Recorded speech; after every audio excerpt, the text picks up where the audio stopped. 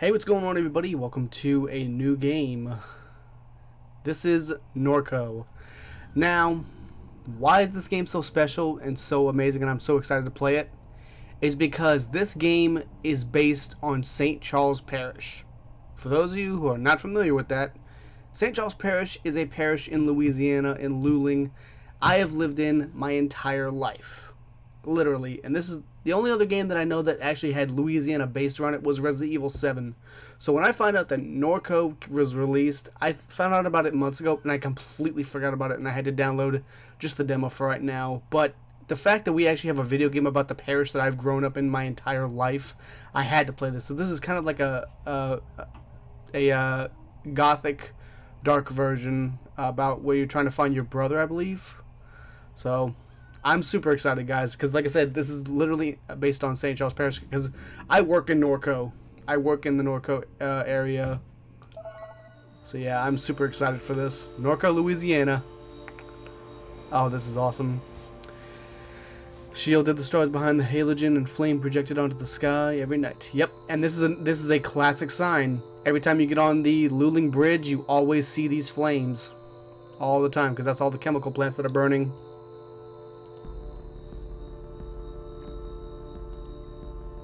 There was no such thing as silence. The noise never went away. The refinery exhaled endless sigh. Yep, and I also saw this in Hawnville as well. I saw this a lot in Hawnville, which is another city I lived in.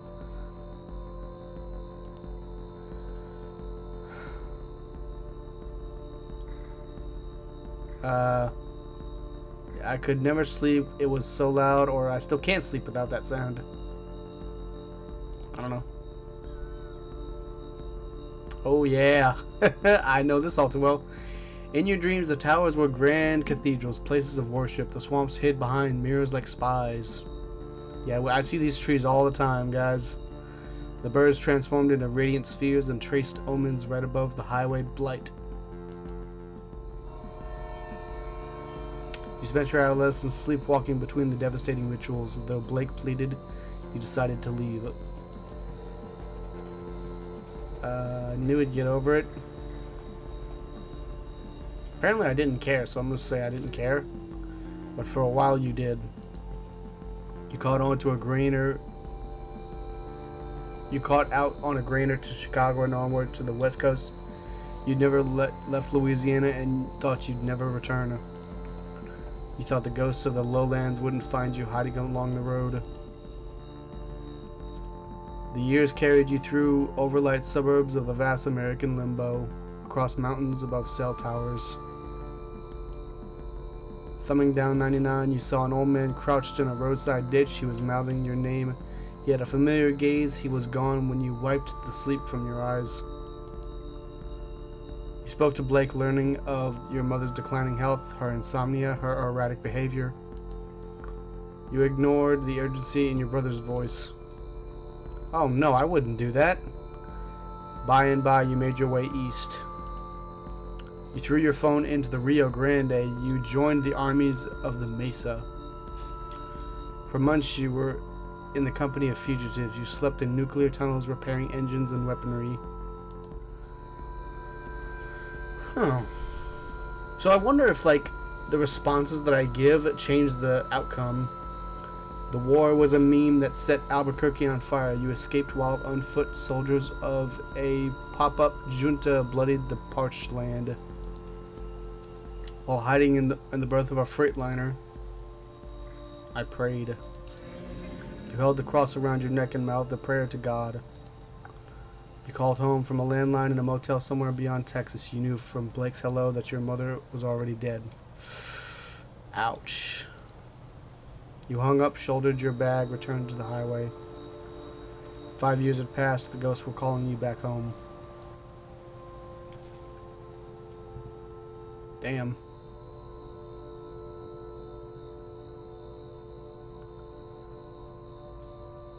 So... Oh, wait. You awake from a delirious dream to find yourself in your childhood bedroom. Monkey watches you from the corner. Oh, okay.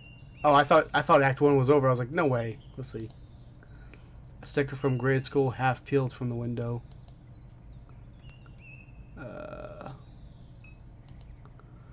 You assume Million has been keeping the plants alive here. So who's Million? Monkey. Whoa, okay. Your best friend, a childhood gift. You spoke with him often when things got difficult, but then you left. He sat there for 5 years collecting dust. 5 years, his eyes filled with anger as he challenges you to return his gaze. I don't like that. Staring Contest Part 1, Glyphs. Glyphs will appear and flash a pattern. Match the pattern to meet Monkey's get. What? This is a minigame? No, I'm not ready. I guess we'll try. Oh! I don't know what I just did. Turn away. Let's leave. I'm just not gonna touch you again. I don't know what that was. The laptop you Perrine gifted your idols of a shoddy particle board desk. Weak laptop. As the screen illuminates, you notice that the signal in the house is dead. No internet. Damn it. Looks like Blake was using the computer at some point. He left a browser tab open. View the tab. Lol, the fuck kind of name is Quack Job. Just like the name sounds, full of lunatics. App's a way of getting you to join a cult. Worse than them people living in the mall in Kenner. You can't trade that coin they use on hardly any exchanges because everyone knows it's a goddamn Ponzi scheme. Mods won't do a thing about shills, but they'll ban you on the spot for using a naughty word. Place is a joke. Clarinets, nothing but celebs, libs, and bots. Seeing this exact thing, OP still there. Seen at the base of the upper suction. Huh.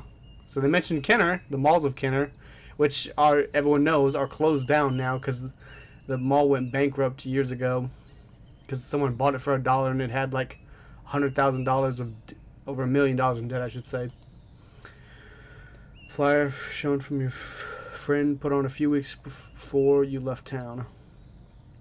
A fight broke out while one of the opening bands played. I got whipped in the face with a bike chain. Oh, I was outside. You didn't feel like being around crowds that night. After the show, you and Blake shot fireworks from the roof of a hotel on Boydra Street. Sleepless and sober, the two of you walked back to Norco. You watched the sun climb over the green elevators. Yep, that's another thing I see a lot of times is I see green elevators. What is this? Oh, what? Mind map, what is this? You? I don't like this. Oh, what is this? You are home again. Because your brother needs you, because your mom died. You. Oh, so it goes through each version. Okay, you were traveling through the Midwest. The freight cars rattled in the cold dusk as you crouched on the greener porch. Cell towers peeked over the flat country, translating the notions of the world.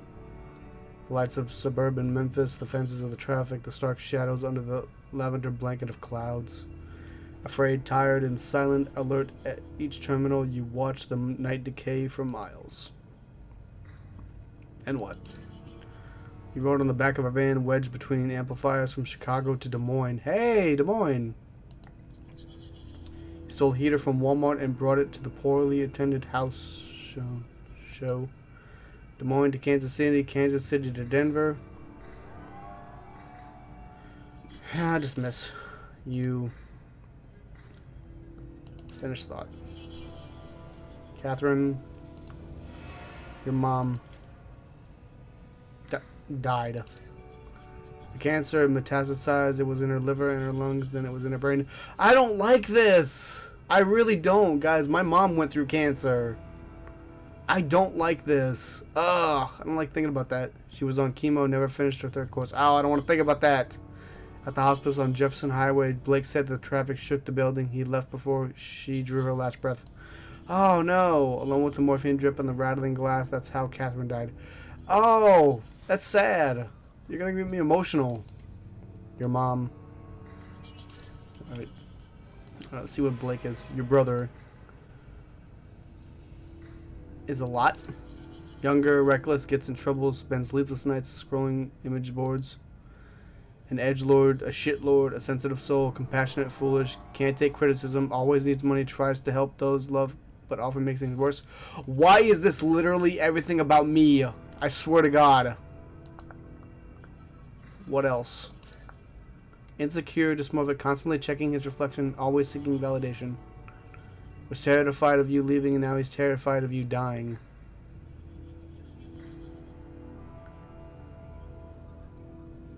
When I think of him, all I feel is guilt and obligation. No love or anything like it. Your brother is oblivious. Your grandma once said that he didn't expect much from Blake. Or she didn't expect much from Blake. She was short-tempered, oblivious, and couldn't focus. Blake was sitting in the chair across from her, staring down the tablet. After she left her room, you asked him how he felt. I feel fine, he said. Why? Because of what Gran said, he responded. He looked confused. What'd she say? Your brother. Okay. I don't like how many fucking, like, similarities I have with these characters. I don't like that. That automatically makes me feel uncomfortable. What is this? Oh, living room. Okay. Memories of fluid inside the dull refinery hum in the red halogen half-darkness. Your mom sitting there, staring through the window. There was tension in her demeanor, as if you were interrupting some urgent and obligatory task. You continued to the kitchen with no words exchanged. I thought she hated me. She was thinking about Blue. She barely knew you were there. Okay. A letter from Shield Oil sits atop a stack of mail. Dear neighbor, please be advised. There will be elevated flaring at the site of our number 5 stack near Good Hope in the evening of Thursday, March 19th. This will pose no health risk to residents. If you have any questions or concerns, please contact the Shield Norco Office of Community Engagement. Okay. A family photo album. Oh. Yellowing pages of disposable photographs. Your grandfather, a peculiar look in his face, impossible to read. Your mom staring at Blake through the obscure lighting. He's dressed as a vampire, tugging at someone's waist. Pleated khaki shorts. A photo labeled Duck, seen from the barbecue on the lakefront. The man in the center points playfully at the camera, his face is obscured. Turn the page and there's Blue, your father. You thought you never thought of him that way. His skin stained by the sun, a canister of dip shoved into his front pocket, his easy smile, his knowing eyes. Set the book aside. Your mom's unfolded laundry. Okay. You pursue titles on the bookshelf. Western margin of the lake. Many tragedies have come to pass along the western margin of Lake Pontchartrain. The unnamed hurricane of YW9D left the settlements of Frenier and LaBranche in a state of unrecognizable destruction. Those who survived did so by clinging for their lives to the limbs of cypress trees. Oh my god. The fables and secrets of those communities lie with the bones and now scattered in the sediment of the lake. Critiques of deliberate externality. Shield has acquired much of Norco's most flood residents' land through a variety of mechanisms. Madare and Moore argue that one such mechanism is a process of deliberate externality. This theory posts the key that corporate decision makers encourage the company to emit effluent and noxious substances into the environment with the explicit intention of decreasing neighboring property values. This compels residents to sell their properties below market value to relocate as quickly as possible. The criticism that this theory often receives it diminishes the importance of slavery in situating black residents along industrial fence lines up and down the Mississippi River. In the words of Carter, slavery was the deliberate externality from which Shield continued to profit. Pollution was never needed. Huh. Okay. I think the first book was actually, I kind of want to say it's almost a reference to Katrina, maybe. Fence line de Sapora. In the end, we decided to leave dimes. It wasn't the cat cracker or the smells or the fear of our children's health that drove us away, though they played a part. Truth be told, it was the media attention, the spokespeople and activists and academic, all this. I was done with it. I was done being a poster child, done with being thought of as a victim. I wanted my experience not to be my own, not something to gawk at or dissect in a laboratory. Okay. I got that. Photo of you and your mom holding Blake as a baby on a beach in Pensacola, Florida. It's winter. You stand beside them, bundled up and laughing as a gust of wind breaks the beach. The sky is bone white.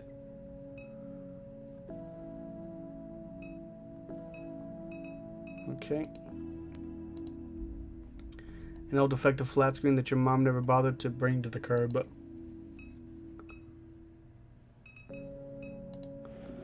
The heat of the spring will soon arrive, and the mildewed air of the window will still fill the room.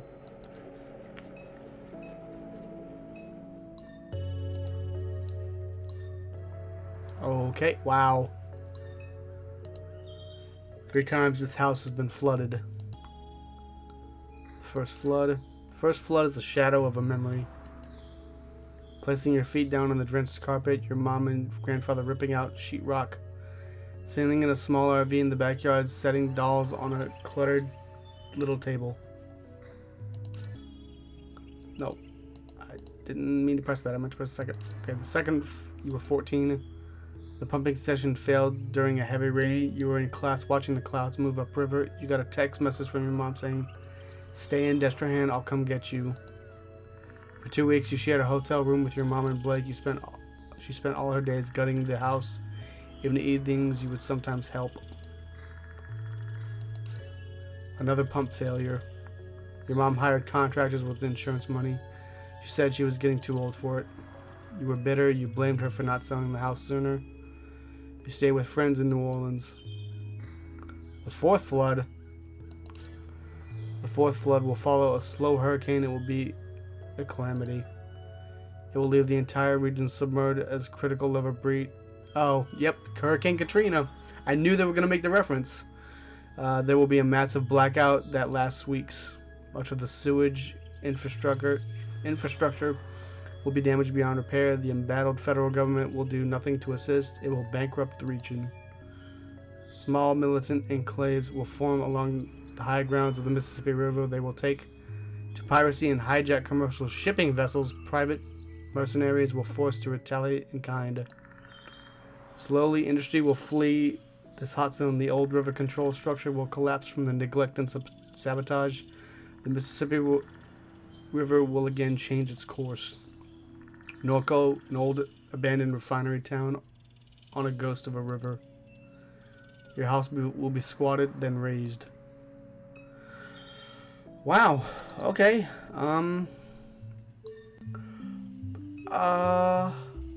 Hi? Who are you?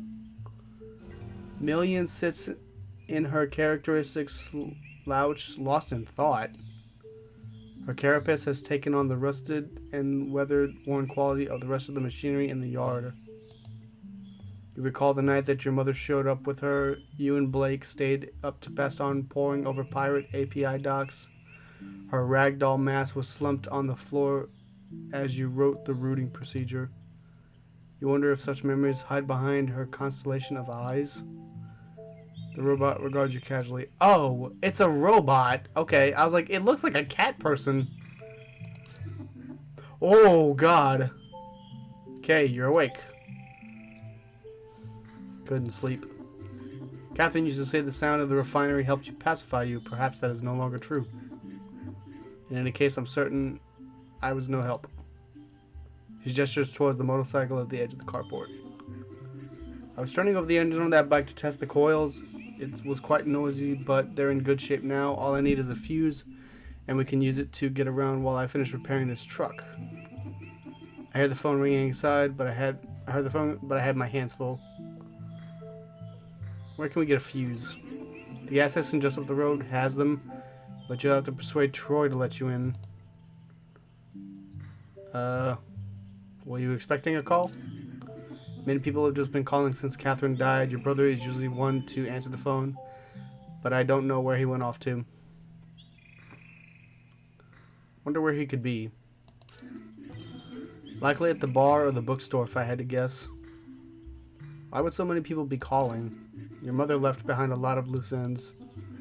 For what little I know, I gather she was conducting research for a client in Fat City. I'm guessing that's New Orleans. Since so many people would like to acquire that data.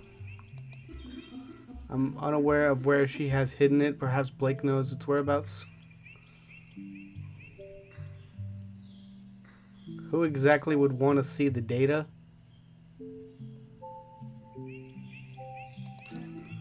Your mother spent her entire life researching this town. She knew histories that others had forgotten.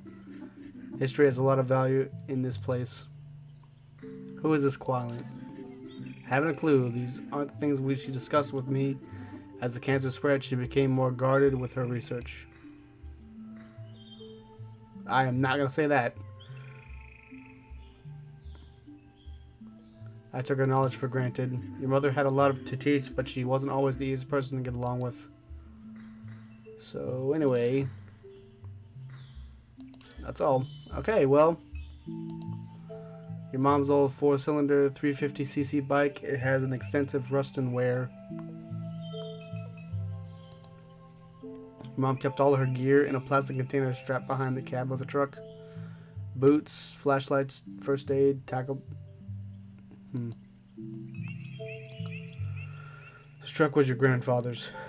You remember riding it in his lap while he let you steer. The dead wasps that collected behind the seat. Smell of grease, whiskey, and nicotine. You and Blake would drive the truck through the New Orleans weekends. No AC, windows down. The rattling chassis was deafening, going 75 on Interstate 10. Million has slowly been repairing the vehicle since your mom's death. Yeah, so like I said, this is like a gothic futuristic game version. Let's look around a little bit more. I'm gonna go to the gas station, but oh, that's not what I meant to do. You were always frightened by the laundry room. Huh? Why? I don't know if I want to go in the attic. Your mom's painkillers are spilled across the counter.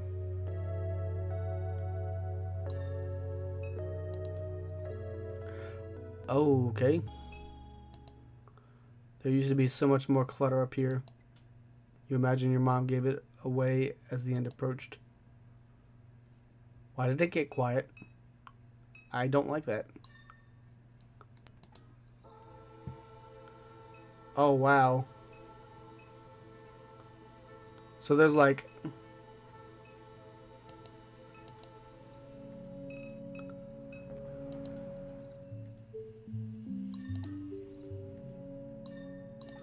Let's see. Okay, no.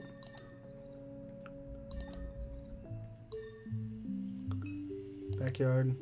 A steel pry bar lies on the ground. Okay, I gotta find my way to the front. Grandfather's statue of the Virgin Mary sits in the shadows along the crawl space of the house. Your mom fed the neighborhood strays. They must be hungry since she passed.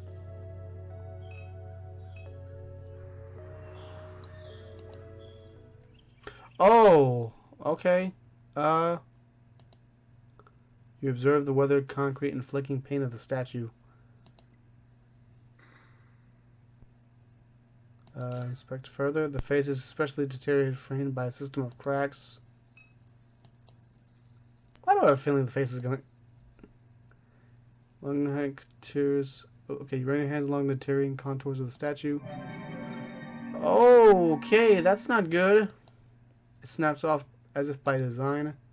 Behind the statue's face lies an old assemblage of electronic carelessly soldered together. The center of the electronic configuration appears to be a card reader.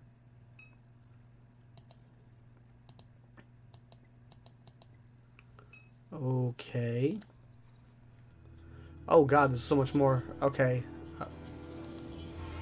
An old friend of your mom's, your memory of him scattered and vague. Oh, I don't like that smile in the corner. Million was a security android. She guarded the perimeter of the aluminum foundry in Gramercy. One day she ran away. You don't know. Million was a fugitive. Once a fugitive, now just a relic. She spends her hours in stasis beneath the house like any discarded thing would. Million. Okay, that's kind of sad. Your grandfather, Peter Pops Pierre Melicon, he passed away when you were a teenager. He seemed to court controversy, though as a child you never understood why. Blue is a vague memory. You don't remember Blue, only the things he left behind, photographs, cologne, tools, and the name your mother kept. Even the pictures that have survived are too faded to make out. Huh. Okay, so that's the mind map. So it's like I'm trying to piece everything together. Okay. Oh. Oh, okay. Just audio settings. Oh, here we go. Snowball stand is closed for the winter. Padu private investigators, we snoop for you. We do not have any private investigator offices in St. Charles Parish. We have the sheriff's office. That's it. Lights are on in the Padu private investigators. The turtle, he crawled out of the trash can. Don't touch him, see? He's dirty. No, he's not. Turtles are always clean. They live in water. Trash water is not clean. We gotta go, see? So let me stare a little longer. He's pretty. I don't like... Okay.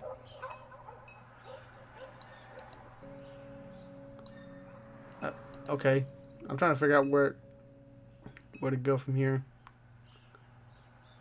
Apple Street. Floodgate Tavern.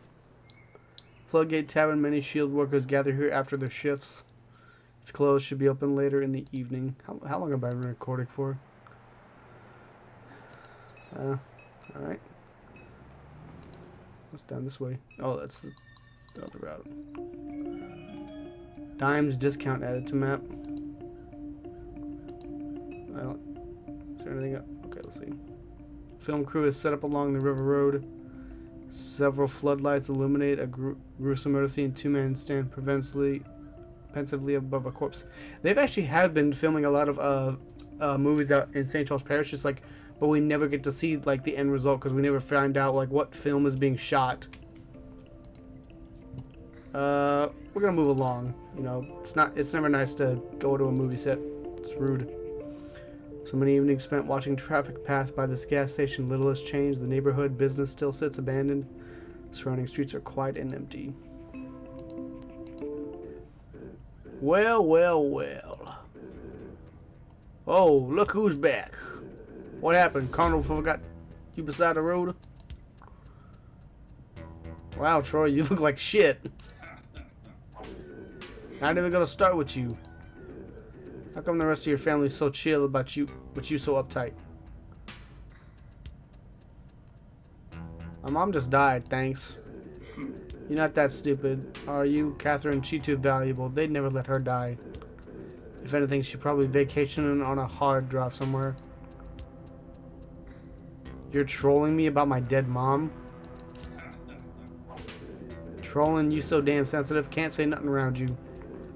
Your mom was excavating all along the rim of the lake. She used to pay me from time to time, as a matter of fact. She needed somebody smart. Is this guy hitting me? Somebody vigilant. Somebody like me. Especially with the shield snooping around.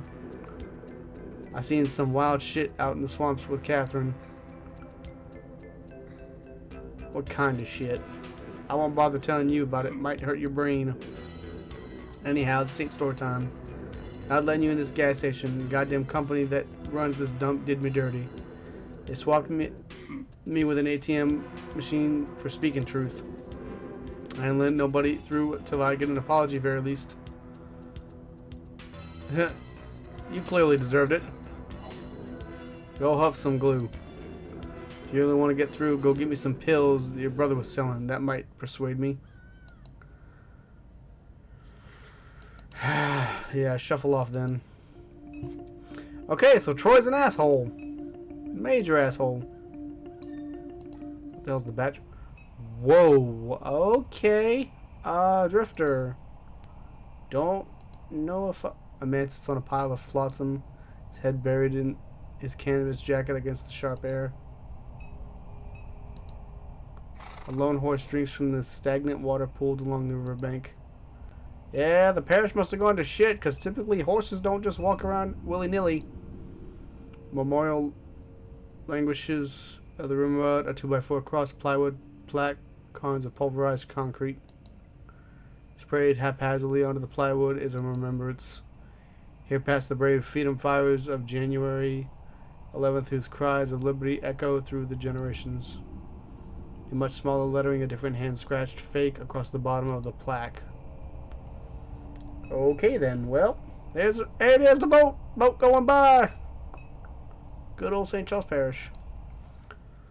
Oh boy. Troy knows your family. He was buying pills from Blake and occasionally helping your mom with her research. He says she was conducting research in the lake.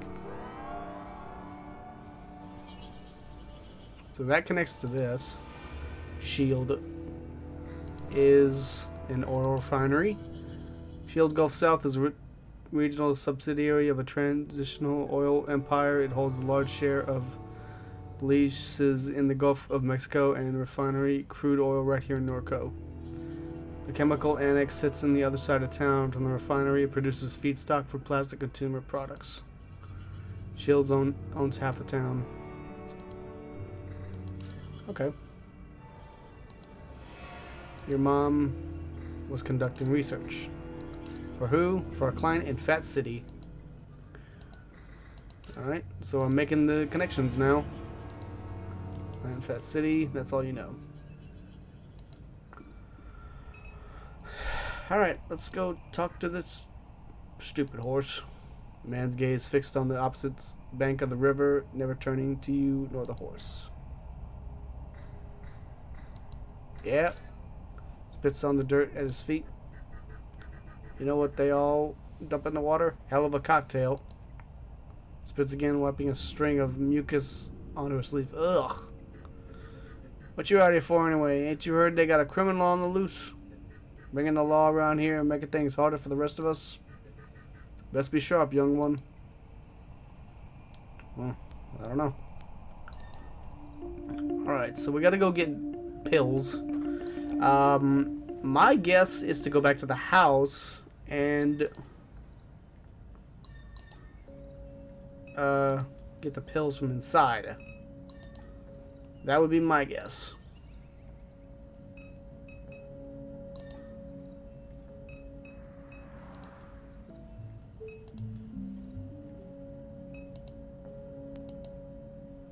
Pocket your mom's pills. Yep.